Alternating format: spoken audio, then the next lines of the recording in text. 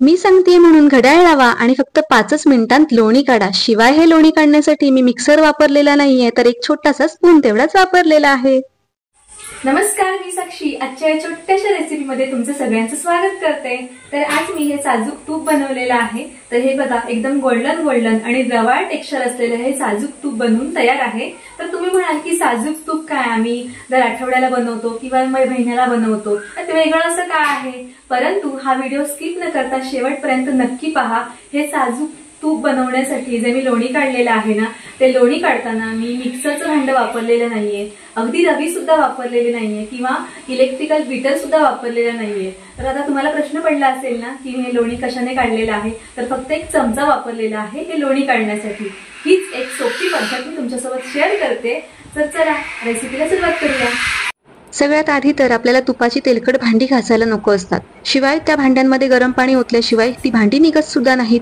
म्हणूनच मी इथे एक मोठं वाडगं घेतलेलं आहे आणि एक चमचा घेतलेला आहे। शिवाय लोणी कढवण्यासाठी, तूप कढवण्यासाठी इथे मी पातेली सुद्धा घेतलेली आहे। तर या डब्यामध्ये मी साय साठवलेली आहे। जवळजवळ महिनाभर मी ही साय साठवते, कारण माझ्याकडे गीर गाईचं दूध येतं आणि त्याला साय फार कमी येते। आता हा जो डबा आहे ना, तो फ्रीजरला ठेवलेला होता, म्हणजे या डब्यामध्ये सगळ्यात आधी दह्याचं विरजण घातलेलं होतं चमचाभर, आणि त्यानंतर दूध तापून थंड झाल्यावरती जी साय येते ना, ती फक्त सायच मी यामध्ये साठवत होते। आता हा डबा पूर्ण बर्फ झालेला आहे या साईचा, या दह्याचा। आणि हा बघा, बर्फ तुम्हाला दिसतो इथे, पाणी पूर्ण आलेलं आहे, बाष्प पकडलेलं आहे या डब्याला, म्हणजेच अजूनही हा डबा म्हणजे हा बर्फच आहे आता तरी। आता मी हे थोडं थंड म्हणजे रूम टेम्परेचरला येऊ दिलं, परंतु अजूनही हे पूर्णपणे मेल्ट झालेलं नाहीये दही, अजूनही यामध्ये बर्फाचा खडा आहेच। परंतु आपल्याला पूर्णपणे असा बर्फाचा खडा नको आहे, म्हणूनच मी काय केलेलं आहे, सुरीच्या साहाय्याने हा खडा आहे ना, तो बर्फाचा फोडून घेतलेला आहे। आणि हे बघा, आता मी हा बर्फाचा खडा फोडून घेतलेला आहे सुरीने, आणि अजूनही यामध्ये थोडेसे बर्फाचे खडे, थोडेसे आईस क्रिस्टल आहेत अजूनही। परंतु आपल्याला हे मिश्रण जे आहे ना, ते पूर्णपणे थंडच हवं आहे। जसं की आपण केक बनवतो, म्हणजे ज्या गृहिणी केक बनवतात त्यांना माहीत असेल, केक बनवताना जी आपण व्हिपिंग क्रीम व्हीप करतो ना, ती सुद्धा पूर्णपणे रूम टेम्परेचरची नको असते, म्हणजे थोडी थंड हवी असते। त्याच पद्धतीने हे साईचं जे मिश्रण आहे ना, ते आपल्याला थंड हवं आहे। जर ही साय एकदम थंड असेल ना, तरच एका चुटकीमध्ये हे लोणी बनून तयार होतं, लोणी लगेचच येतं। म्हणजे आता हे मिश्रण आपल्याला व्यवस्थित असं ढवळत राहायचं आहे एकाच दिशेने, जसं की आपण अंड फेटतो किंवा घाटतो ना एखादं पिठाचं मिश्रण, तशाच पद्धतीने आपल्याला हे घाटायचं आहे किंवा घोटायचं आहे किंवा असं छान विस्क करायचं आहे। हे बघा, अशा पद्धतीने एकाच बाजूने। आणि आता तुम्ही बघितलं मगाशी एकदम हे मिश्रण आहे ना पातळ होतं, आणि आता बघितलं ना तुम्ही, एकदम मिश्रण हे घट्ट झालेलं आहे, लगेचच घट्ट होतं। अगदी टीव्ही बघता बघता सुद्धा, म्हणजे एखादी आवडती सिरियल असेल, गृहिणींच्या आवडत्या सिरियली बऱ्याच असतात मला माहिती आहे, तर सिरियल बघता बघता सुद्धा तुम्ही हे काम पटकन करू शकता आणि नंतर तूप कडवायला उठू शकता। तर हे असं चमच्याने घोटलं ना की लगेचच ह्याचं जे लोणी आहे ना, ते लगेचच येतं। आणि गेली 15 वर्ष झाली मी अशाच पद्धतीने लोणी काढते। परंतु माझं चॅनल सुरू झाल्यापासून मला हा व्हिडिओ करायचा होता आधीपासूनच, परंतु ते तसं जमलंच नाही, काही ना काही अडचणीच येत राहिल्या। आणि हे बघा, हे मिश्रण आहे ना, अजूनही हाताला थंड लागतंय, म्हणजे ज्याप्रमाणे आपल्याला बर्फाचं पाणी जसं घेतल्यानंतर बाहेर जसं बाष्प पकडतं ना, तसंच अजूनही हाताला लागतंय। आणि आपल्याला हे मिश्रण अजूनही थंडच हवं आहे, आणि म्हणूनच त्याप्रमाणेच आपण तो डबा आहे ना, तो फ्रीजमधून काढल्यानंतर आपण लगेचच, म्हणजे हे असं थोडंसं मेल्ट झाल्यावरती मिश्रण हे असं ढवळायला सुरुवात करायची आहे। तर हा व्हिडिओ मोठा झालेला आहे, मला माहिती आहे, हा व्हिडिओ मी 2 मिनिटात सुद्धा करू शकले असते, परंतु पूर्ण स्टेप बाय स्टेप मला ही पद्धत तुमच्यासोबत शेअर करायची होती, आणि म्हणूनच हा व्हिडिओ मी तुमच्यासोबत शेअर करते। हा मोठा झालेला आहे व्हिडिओ। आणि हे बघा, आता हे मिश्रण मगासच्या तुलनेत आता पूर्णपणे घट्ट झालेलं आहे, आणि हे लोणी आता आलेलंच आहे, अजिबात वेळ गेलेला नाही आहे। मी इथे व्हिडिओ कुठेही स्किप केलेला नाही आहे किंवा मी इथे कोणतंही इलेक्ट्रिकल वस्तू वापरलेली नाहीये।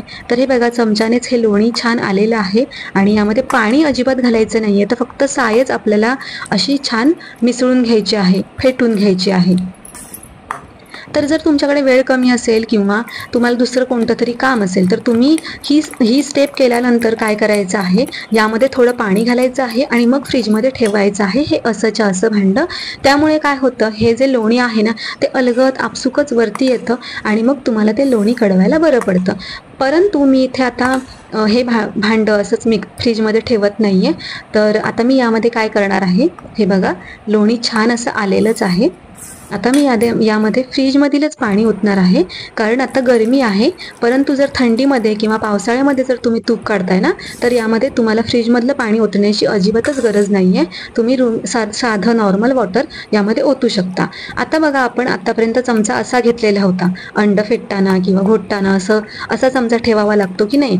पण आता आपल्याला असं करायचं नाहीये, कारण आता आपल्याला हे जे लोणी आलेलं आहे ना ते एकत्र जमवायचं आहे.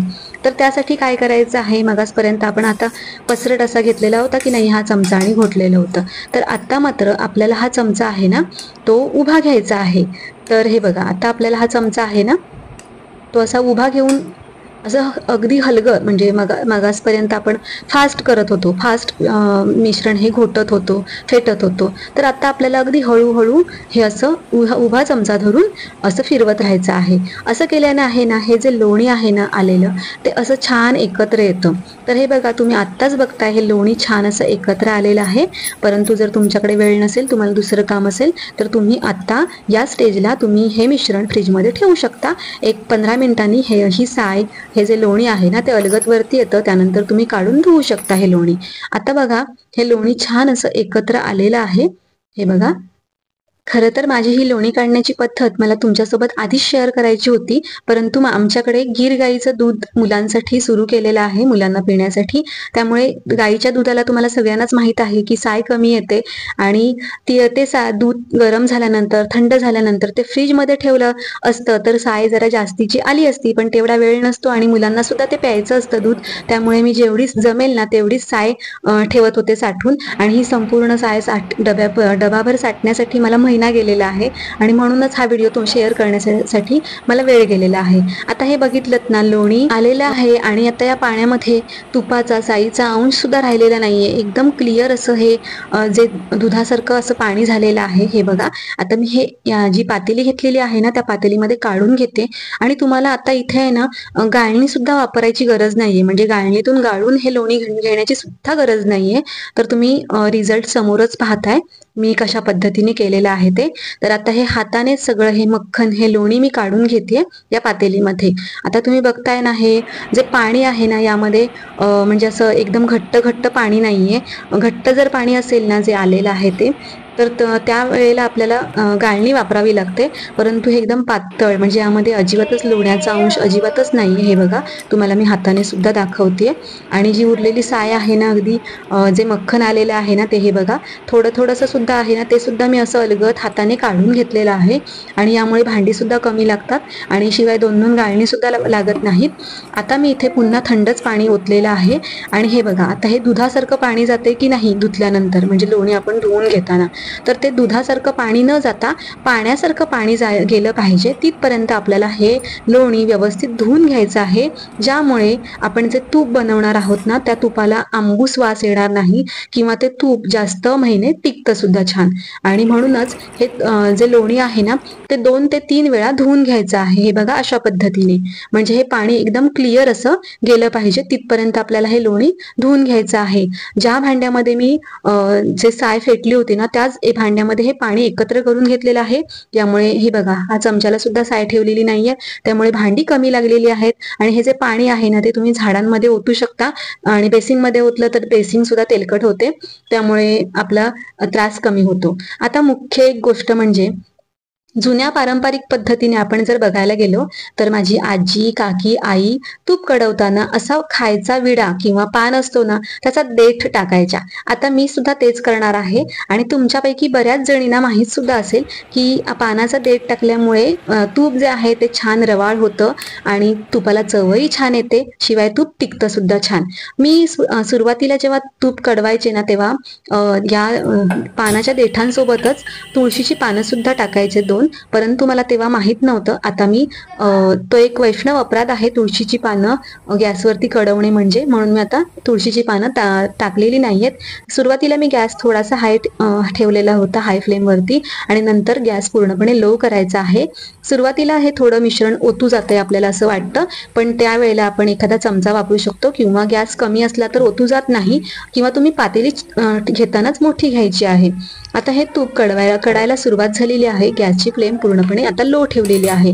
आता ही जी असा फेस येतो ना, असे बबल्स येतात ना, त्यावेळेला ते ओतू जातात असं आपल्याला वाटतं. तर मी तरी इथे चमचा सुद्धा वापरलेला नाहीये, मी फुंकरच घातलेली आहे थोडीशी जवळच राहून.